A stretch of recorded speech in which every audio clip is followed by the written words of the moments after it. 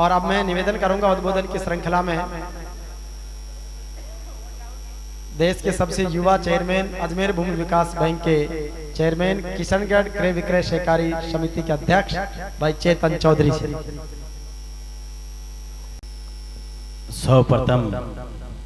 सत्यानंद जी सरस्वती जी के चरणों में प्रणाम करता हूं और विराट व्यक्तित्व के धनी हम सब के आदर्श मार्गदर्शक पटेल साहब को कोटि कोटि वंदन करता हूं। आज के हमारे इस कार्यक्रम के मुख्य अतिथि राजस्थान के लोकप्रिय कैबिनेट मंत्री लालचंद जी कटारिया साहब, नसीराबाद से हमारे विधायक बड़े भाई रामसूख जी लांबा साहब, हमारे केकड़ी से युवा नेता भाई सागर जी शर्मा साहब, हमारे केकड़ी के नगर पालिका के चेयरमैन साहब, केकड़ी प्रधान साहब, पूर्व प्रधान साहब, उप जिला प्रमुख साहब, पूर्व सीसीबी चेयरमैन साहब, हमारे दूदू प्रधान साहब और अजमेर केवीएसएस चेयरमैन साहब और मंच पर विराजमान हमारे कैलाश भाई साहब और समस्त मंचासीन अतिथियों का मैं अभिवादन करता हूं। मैं मानता हूं कि पटेल साहब के जीवन से आप सब करीब करीब वाकिफ हैं और मेरा भी सौभाग्य रहा कि मैं पटेल साहब के अंतिम समय में साल भर मुझे उनके पास निरंतर आने का मौका मिला। केकड़ी हमारी माइंस थी तो माइंस पर जब भी आता था तो पटेल साहब से आशीर्वाद लेता था, पटेल साहब से चर्चा भी होती थी, पटेल साहब को सुनने का मौका मिला। मेरे जीवन के सबसे यादगार वो समय था, बहुत सौभाग्य था मेरा कि पटेल साहब जैसे व्यक्तित्व से हमें आशीर्वाद मिला।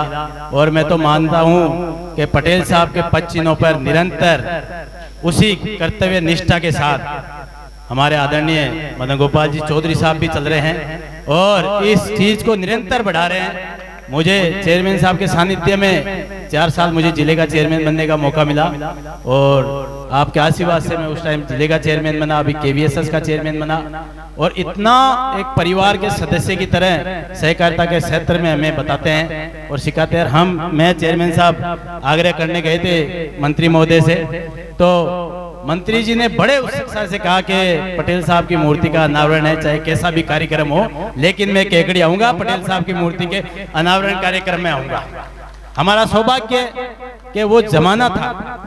कॉलेज उस जमाने में शिक्षा बहुत कम, उस जमाने में कॉलेज बना के गवर्नमेंट को देना, उस जमाने में विजन था किसानों की सेवा कैसे की जाए, गांव डाणी के अंतिम छोर पे बैठे हुए व्यक्ति को सीधा लाभ कैसे मिले। तो कृषि मंडी को इतना जबरदस्त स्थापित किया केकड़ी के अंदर कि गांव डाणी से आने वाला काश्तकार कृषि मंडी में अपने जीवन यापन के माध्यम से, क्योंकि हम जीवित है तो इस पशुपालन और कृषि के पीछे है।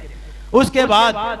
गायों की सेवा के लिए एक बहुत ही पुनीत काम किया, जो मैं कहता हूं बहुत कम लोगों को ऐसा मौका मिलता है। और ऐसी गौशाला मेरे हिसाब से केकड़ी जैसी गौशाला जिले के अंदर कहीं देखने को नहीं मिलती। मंत्री महोदय से मैं निवेदन करूंगा, आपको अवसर मिले तो देखना जरूर। इतनी जबरदस्त, इतनी सुंदर, इतनी व्यवस्थित गौशाला केकड़ी के अंदर पटेल साहब के सानिध्य में, और ये सौभाग्य मिला सबको। आज वो कमेटी, उस कमेटी से मेरा मिलना हुआ, गौशाला वाली कमेटी से, बहुत अच्छे रूप से, सुचारू रूप से उस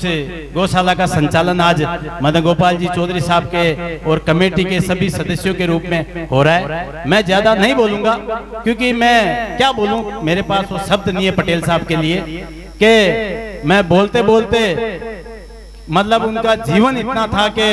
हम कल्पना भी नहीं कर सकते। वो सोच, वो विजन उनका उस जमाने में था। बस हम तो यही कह सकते हैं कि हमारा जीवन पंथ ये प्रयास रहेगा कि पटेल साहब के बताए पद चिन्हों पर हमेशा हम चलेंगे। और मैं ऐसे मौके पे ऐसे युग पुरुष को भी याद करना चाहता हूं जिन्होंने हमने जीवन में बहुत कुछ सीखा, इस अजमेर जिले को एक पहचान दिलाई। ऐसे गोदरी के लाल सांवरलाल जी जाट साहब को मैं आज नमन करता हूं इस मंच के माध्यम से कि उन्होंने हर वर्ग को, चाहे किसान हो, मजदूर हो, व्यापारी हो, हर वर्ग की सेवा करी और उस सेवा का ही परिणाम है कि आज अजमेर जिले को एक पहचान मिली। ज्यादा मैं नहीं बोलूंगा, आप सब यहाँ पधारे, आप सबको बहुत बहुत धन्यवाद। जय हिंद, जय भारत, राम राम साहब।